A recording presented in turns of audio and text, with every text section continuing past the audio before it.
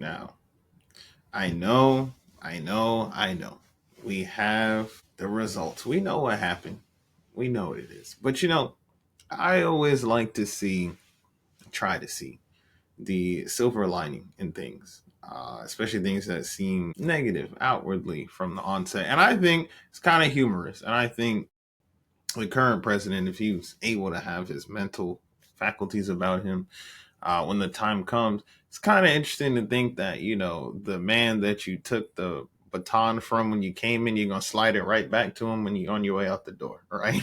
That's where things are at. But we're here now. I am and will be one of few to say I don't really want to engage with and take this doomerism mindset about what has happened. Okay, for some, depending on where you fall on the political spectrum, you might feel like we're headed for our demise. It's over. Things are going to be clapped. But we've been here before as a country. Maybe some of us that are currently living and residing within this country haven't before, but we have. You can never have the terms demographic and loyalty been at such great odds, really. It seems that the assumptions of the support of certain groups of the electorate can only be seen as condescension from the people. The people who claim to understand and live their struggle, but also have the power and influence to lecture you on your. Every election is in some way a reflection. It's like a semi quarterly political pop quiz of what the voting public feels about the way our elected leaders are running our country. There are several, I would say, there are several important takeaways from the results of Tuesday evening, and many of which I covered in the live stream that I did on election night. And you can find that stream in its entirety on the channel as well. Go ahead and watch that. There's a lot of great points in there that I'm about to cover again in more detail, for sure. But one of the major components of that we focus on heavily here on this platform, which is how did the results and what the results show for the future of young men, right? And so, what I want to do briefly, I want to analyze the results of the election, and then I want to focus on where we're going, right? And when I say we, of course, we as a country, right? But I want to keep it focused on the subject matter that we can really speak on here. Young men of the millennial cohort and younger, what's that really looking like? And what can we learn? What should we learn? What should we be paying attention to from what this election has shown? But before we get into all that, let's make sure that you go ahead, like, and subscribe right here on this channel if you love what's going on here. And of course, for those of you that are listening on your favorite streaming platforms, make sure you go ahead and follow on whatever platform you're listening on so you can continue to keep receiving this goodness that Black Velvet, yours truly, is giving to you. All right, now, the evening, November 5th, election day, the first Tuesday in November. There were a multitude of political contests being decided. Of course, we had the general election that was going on, and then there were 34 Senate seats that were up for grabs.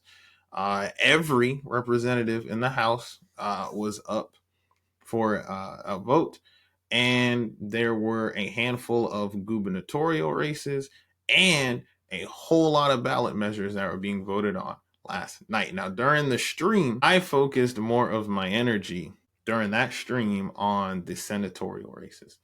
And a large part of that is because I feel like Senate has a lot more of that strong arm power when it comes to pushing certain legislation, getting it passed, things being proposed. And since there are less of them, they have a different kind of influence over how they represent their constituents versus those in the House, right? And also because in both the Senate and the House, it's pretty close, it was pretty close, numerically speaking, with the split. But in the Senate, going into the election, things were leaning toward the Republican side. There were 49 seats for the Republicans, 47 seats for the Democrats, and 4 independents. Now, during the stream, I made the Black Velvet projection. I thought that we were going to end at somewhere like 50 Repubs, 47 Dems, and 3 independents. And that was just based off of the data that was kind of coming in. I was thinking it would really, Republicans were just going to pick up that Joe Manchin seat in West Virginia, because, I mean, if we're being honest, he was kind of a dino, Democrat in name only for the most part, given his record and, you know, where he voted and the things that he got behind. So I was like, they'll probably pick up that seat easy, which they did. Um, and that was going to be it. But I was definitely wrong. The Republicans, for sure, majorly outperformed what my initial projection was, and probably a lot of the pollsters and what they were saying. The Republicans ended up flipping 3 of the Democratic seats. They got the seats in West Virginia, which was the Joe Manchin seat that was vacated. Ohio, they flipped. Sherrod Brown lost his seat, and in Montana, they flipped that one over as well. Now, as things stand right now, it still seems to be a very heated contest in Pennsylvania as well as Nevada. As we can see here, it's pretty close within a percentage point there. And then out here in PA, again, it's less than a percent difference.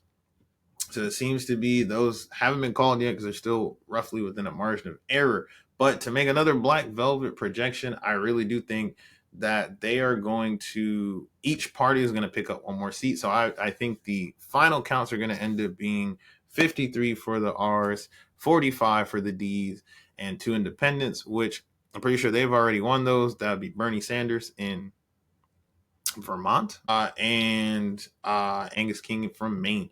So that's what I'm projecting is gonna be the final numbers with that. That then will result the Democrats overall losing 3 seats, which puts the majority in the hands of the Democrats. It was pretty evident pretty early on, and I said it throughout the stream. This race was the Democrats to lose. They went in, they were very confident. They were heavily bolstered with their polling predictions, and they had this haughty attitude that they were going to get it, that they were making gains, that they were coming back, that they were going to rid of the evil that is Donald J. Trump. But realistically, they were not presenting any real policies, and they damn sure didn't have the grassroots support to really justify uh, that level of confidence that they had going in. To also add to that new Black Velvet projection, what that ultimately means is there's going to be what I'm deeming an uber super majority, meaning the presidency, the Congress, and the Supreme Court are all going red. Now, the House has not definitively been called yet, as we can see here. It's still pretty up in the air, roughly. Of course, to have the majority, you got to have 218. And as things stand right now, the Republicans are at 209. They have flipped 6 of the seats. And so there are a few races that still haven't been called in these states. However, if we look right here,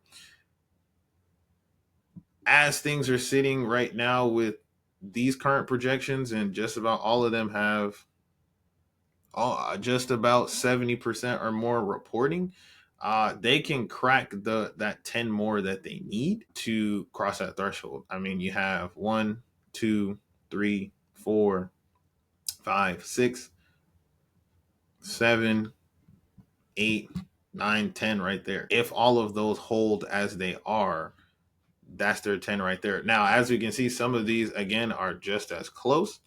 So we don't necessarily know where they're going to end up just yet, but that is my projection. What should we expect? What is the takeaway?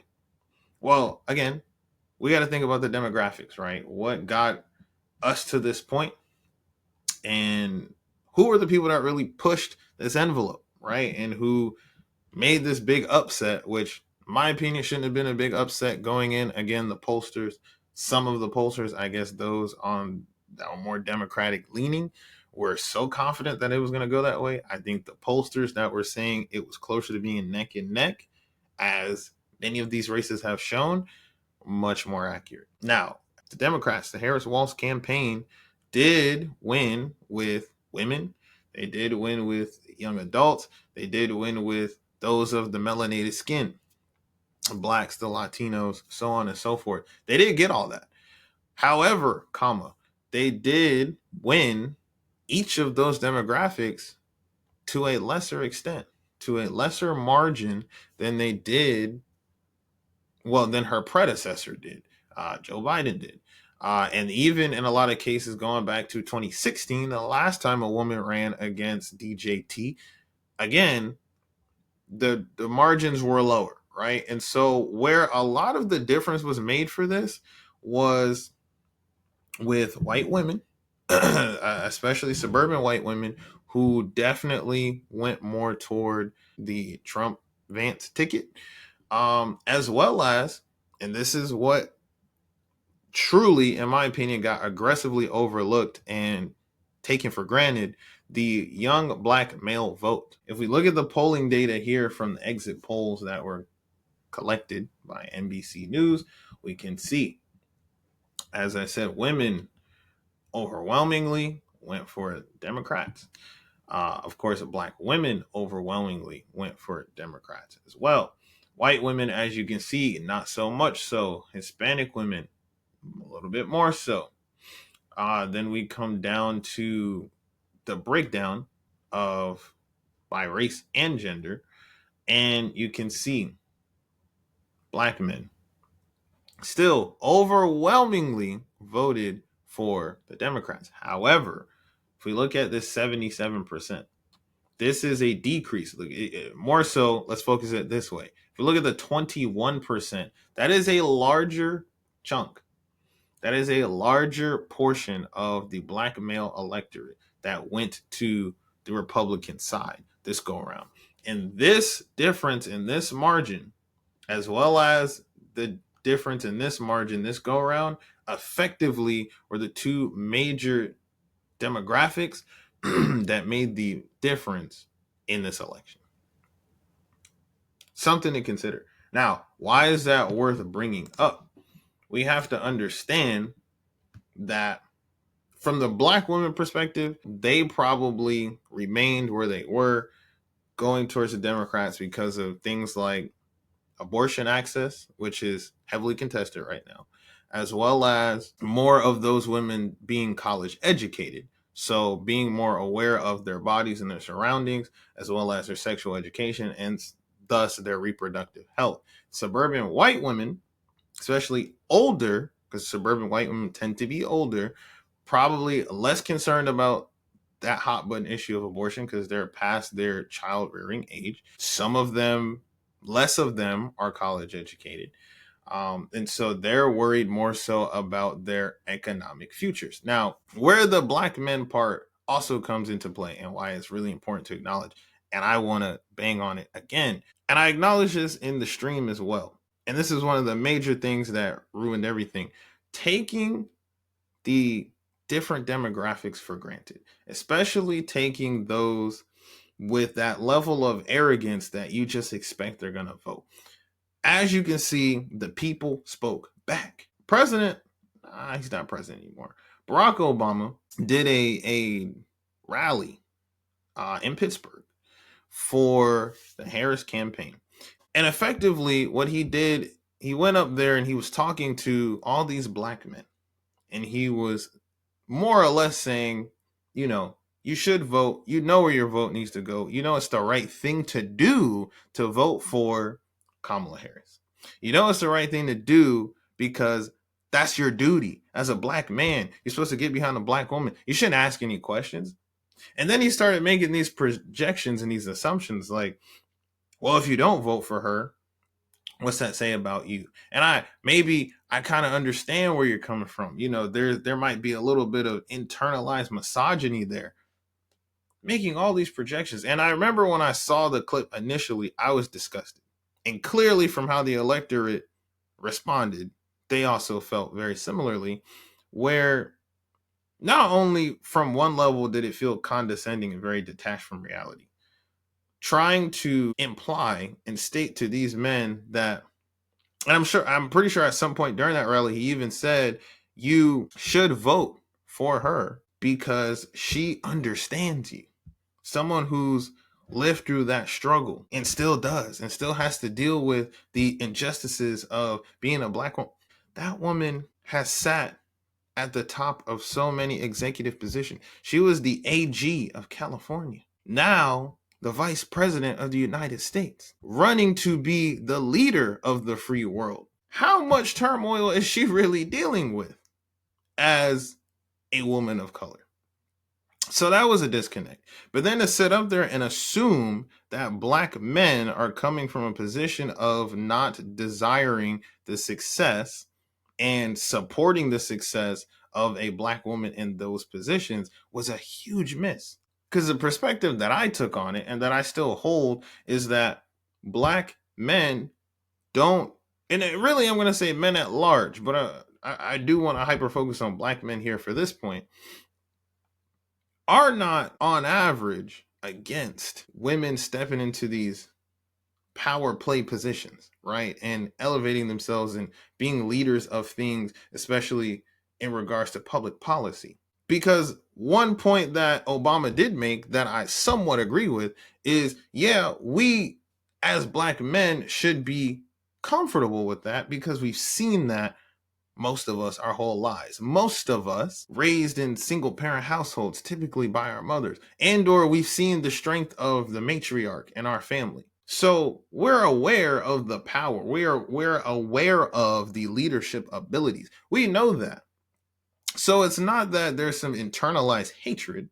It's not that there's a disdain. It's that there's apathy. And this is a big thing that I think the Democrats as a whole miss, but especially Obama in that speech, and especially the Harris campaign, it's apathy. And I'm not saying that the apathy is justified, but the apathy has to be acknowledged. And the apathy that I'm referring to is men right now are dealing with a whole different set of issues than the ones that matter and apply more so to women at this point in time, and the ones that are more important to women at this point in time. The reasons that women came out to vote in this election are very different than the reasons that men went out to vote. The apathy that I'm referring to is a lot of men, especially black men, just aren't concerned about the same issues that brought women, especially black women, out to vote. So it's not that we're against, it's not that we're in the game of trying to suppress.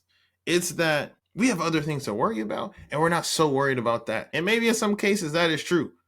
Black men just don't care because we have other things to worry about, which, as a black man who has the power and influence that Obama does, should have acknowledged that and should have been spending his time addressing those things instead of trying to play the guilt game. And so by not getting that right and not addressing those things, they have allowed that demographic to be absorbed by the Republican Party, as well as the portion of the Hispanic community that also veered more so toward the Republican side.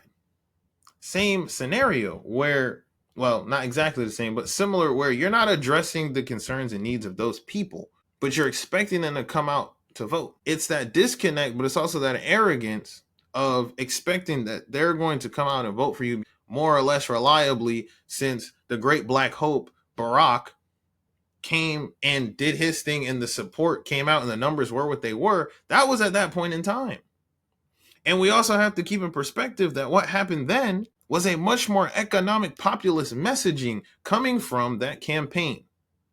The change candidate, right?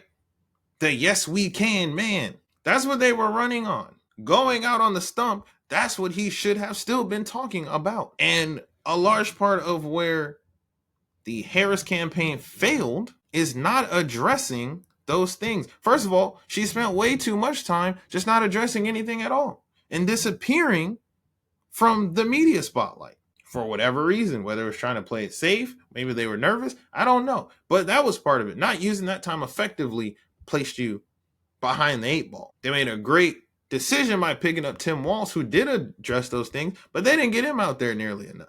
But then on top of that, if you're going to be there in that position doing that, you have to speak to the people that you want to address you based off of identity. If we're going to kumbaya on being the only black people in the room or something of that essence, then you got to address the things that really are affecting us as those people. But that's the thing, you're disconnected because you don't actually live that life. You don't actually get it. That was shown. And perhaps they didn't realize that the electorate is waking up to that too, and they get it. And that's not to say that the other side, that's not to say that the Trump campaign and incoming Trump administration will actually address those things. But at least they have given lip service to the issues, the concerns of young black men and the things that affect them. And I've been saying this for a while on the platform, and this is a perfect example again. Identity doesn't matter. We true everyday bread and butter Americans, as I call them, do not give a fuck about identity. We are concerned about the issues that affect us on the day to day. We know what our identities are. No matter where we go, no matter what we do, no matter how much you try to dress it up, you're black. We know that. It's not about the identitarianism, it's about the policy. It's about mostly the economy, because the place that we as a collective are most behind and have been behind for the longest is in economics. So you got to address that first. Very little was said and proposed for the economic things. More things were proposed on the Republican side. Trump said things like exempting tips from being taxed, to exempting more things from getting payroll taxed, right? Now, realistically, can that be done? Who knows? Will he even try to push that? Who knows? But the fact that a proposal was made and it's something that appeals to those people, to us, as Black Americans who disproportionately probably work those kinds of service jobs where you receive tips, that's why you lose that portion. That's where that gets lost. That's where Harris, Obama, all the other celebrities that they tried to throw up there, Beyonce, Meg Thee Stallion, all that stuff that they did, that was a great waste of time and resources, given that you were behind the 8 ball because your predecessor decided to drop out of the race with 110 days left before the election, which also was another component that factored in. You weren't hitting the ground running. You're trying to bring in all these celebrities, which, yeah, haha, cute to look at, but that's not addressing our bread and butter issues. So let's take it another layer deeper. 3 Black women, yes, count them, 3, ran for Senate on Tuesday night. There was a Valerie McRae in Indiana. She did not win her race. There was Lisa Rochester from Delaware, who did win her race. And there was Angela also Brooks from Maryland, who won her race. Cannot be overlooked and should not be glossed over in all of the rigmarole that occurred. Relevant because it directly relates to everything that I just stated. You're seeing Black women specifically stepping up to be heard and be represented because they see where they're at and they understand where the issues that affect them are being placed, and they're also seeing how they aren't being addressed. There's a reason that the numbers of women that came out, especially Black women, did. But there's also a reason that you saw 3 Black women, which is a historic first, I'm pretty sure, all running at the same time for a Senate seat, number 1. And you saw 2 of those 3 actually win. It is a sign of the times. But it's also a sign of what really needs to be the central focus. And how we as the people have to take that power into our own hands. If they're not going to address it, aka the Democratic leadership, then we got to shake that up and become part of that leadership and representation. And big props and kudos to Angela also Brooks and Lisa Rochester for taking that risk, putting in that work, and succeeding. They will be there because for another historic first, both of them will be serving in United States Senate at the same time. 2 black women will be serving in the United States Senate at the same time. And also, again, we're not going to overlook Valerie McRae either. She also took a swing at it. She didn't quite capture it, but the effort is still acknowledged. So that can't be overstated at all. Now, again, bringing it back to the victory that was bestowed upon Donald J. Trump for the second time. I want us to pay attention to this area right here of the Rust Belt with Pennsylvania, Ohio, West Virginia.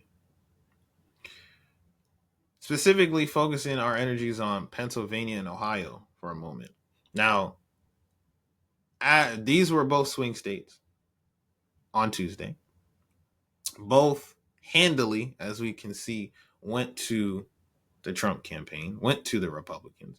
But also to go back over to our Senate map for a moment, because there were Senate races in both of those states as well, where Bob Casey, the incumbent Democrat, lost his seat. Hasn't been called yet, but I'm calling it. He lost his seat. And in Ohio, where Sherrod Brown lost his seat, we also have to pay attention to what that represents. The Rust Belt, the reason it's called that, that's an industrial area, right? That's the industry that they have there, or the declining industry that's there. So the economies in those areas are not so great because of the industrial areas that have declined. And the people that live there, and they do more manufacturing and factory type work. And on average, not very wealthy people, not necessarily very well off people. Again, those industries are declining in those areas, hence the Rust Belt. But again, you're seeing where the direction went. The Democrats losing their seats. Now, it was close in each case, but the seats were flipped. This is again indicative of what's being addressed and what's being stated from the Republican side, and also how they're opening up their ranks to those that are under service, who feel like they're not being addressed, who feel like their needs are not being addressed. The people have spoken. Yes, in the media, especially from the Democrat side, they like to talk about rhetoric and how Trump says this and says that, and it's tasteless, distasteful. It has racist undertones or overtones. It's disrespectful. It gives to being similar to fascist leaders and dictators. And it's not to say that those things are not true. However, you have to be able to parse through, and you have to be able to understand nuance and be able to address two things can be true at once. All of those claims about the distasteful and unfavorable rhetoric can be factual, but you also have to be able to state that the man is addressing and is providing proposals, however unrealistic they may seem, to the issues that bread and butter Americans care about. The results are parsed out there. Now, there were also a handful of ballot measures that were ongoing on election day. A handful of states had abortion and rights to abortion access and treatment on their ballot. You also had a handful of ballots based on immigration and voting. A lot of ballots that I saw, very surprisingly, about ranked choice voting. Now, I'm not going to get too deep into the ranked choice voting, although that is a very interesting conversation. Probably save that for another video. But what I want to bring up here with the abortion initiatives, there were 1, 2, 3, 4, 5, 6, 7, 8, 9, 10 states that had some kind of an initiative or an amendment for abortion. And they didn't all go in the same direction. Some voted yes for their amendments, some were against. Florida, amazingly, had their voters vote yes for it, for a right to abortion, to make it a constitutional right within their state, overwhelmingly. And they still vetoed it. The reason I'm bringing this up and circling it all the way back to the uber super majority. Yes, the Republican Party, as it would seem, has successfully reached out and made their claims and has expanded those that are a part of their coalition. They have done that. They've even, to an extent, pivoted away from the traditional conservative ideology of a small government. Because a lot of the things that are being proposed and the power of the government, what they're willing to do, especially the presidency. There are people that are way smarter than me who have covered that and speak more in depth about it. So you can find that. But why it's relevant here is if they're going to have the uber super majority that I project them to have, and they've expanded their coalition, they brought in some Hispanics, they brought in more black men, they brought in more women, they're going to have to service the needs of those people. They're going to have to service what they are looking for from their elected official. 10 states had a ballot initiative, a ballot measure for abortion. As we all know, the conservative perspective, more or less, is no abortion. Pro-life. A fetus has human rights, but 10 states did consider, and did vote. And 8 of those states, 80% of those states passed those ballot measures. So this is also to keep in perspective where the people are, where the electorate is, where American citizens are at in regards to the issues that actually affect them. This is something that's very serious and very important. I don't know. The Trump team has said that they're not going to pursue a federal ban or some federal regulation or possibly legislation outlawing abortion. But we also have to keep in perspective, there are a whole lot of people who are now going to be very empowered, given the amount of power that they're about to obtain to push that agenda, as well as on the Supreme Court, because there are rumors that there might be a retirement coming up soon, possibly several. So it's something that could happen if the Republicans are not aware and they're not being careful and calculated. All of this can very easily turn around and be their downfall, which is again why I'm not going to give any credence to that doomerism mindset that this is the end. It's not. The power is and has always remained with us, the people. Things look great ahead if we can continue to utilize our power.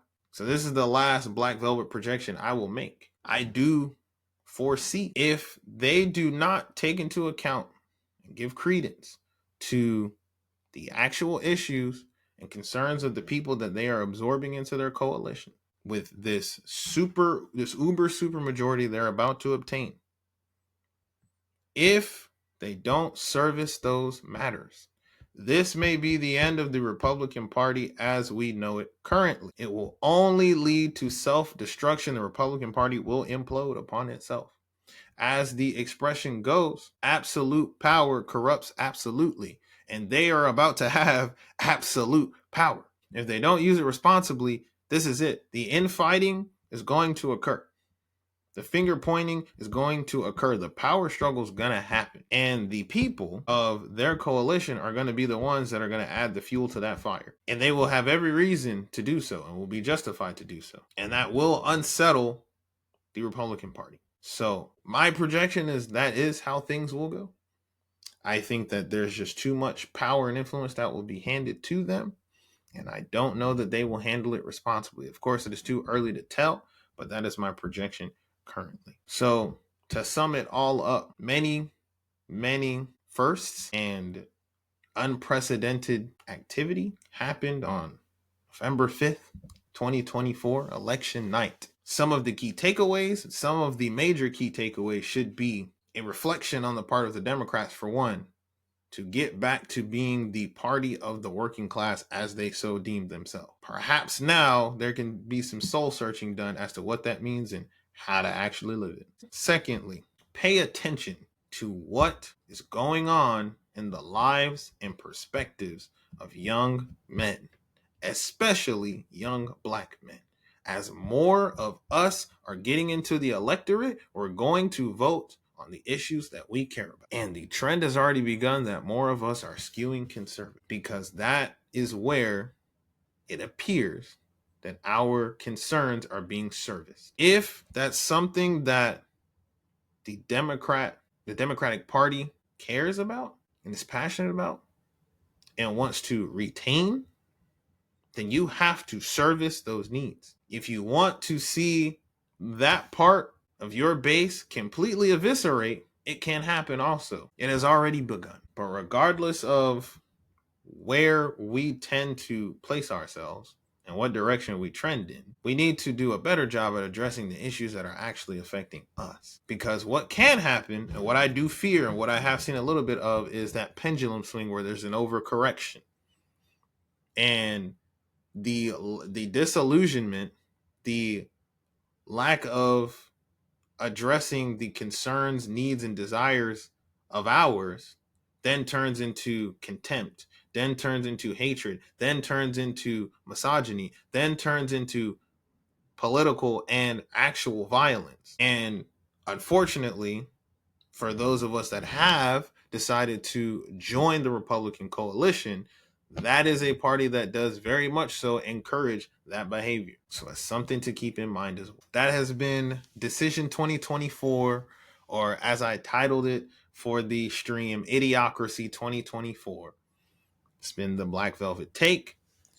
I hope that it was cogent. I hope you understood. I hope you learned something. Engage with the content.